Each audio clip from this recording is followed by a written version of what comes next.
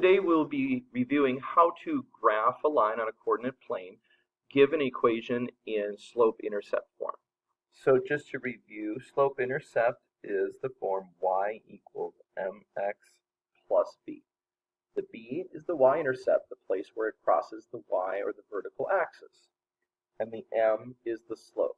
So that is the grade or the elevation of that particular line. Let's start with this equation over here, y equals negative 2x minus 4. So that minus 4 means it is crossing the y-axis at negative 4. Then we have negative 2. What does negative 2 really mean? Well, we know slope is rise over run. We have to think about it as a fraction. But that's a whole number, isn't it? So we always imagine that it is over 1. So rise is the numerator, the run is the denominator. Rise is your y value, your run is your x value. So in this case, we have a rise of negative 2. In other words, we're going down 2, 1, 2, for every unit that we are going to the right, the 1 unit. So we are going down 2 over 1, down 2 over 1, down 2 over 1. And we really need to get in the habit of using a straight edge to do our lines. Oops, I apologize for that.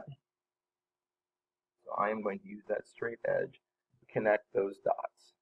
We just really need to get into that habit. All right, so let's move over to this particular equation. We have y equals 1/2 x plus 1.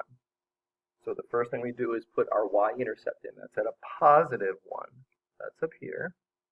And then we have the slope, rise over run, the y's over the x's. So we are going up 1 and over 2, up 1 over 2, up 1 over 2, up 1 over 2. Okay, so as we have a couple points, technically all you need is 2 points, but I like to get a few in there just to get a better feel for it. And then I take my straight edge and I draw my line.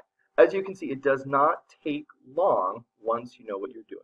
We will be practicing and practicing and practicing so you can do this in your sleep. And that is how you graph lines in slope-intercept form.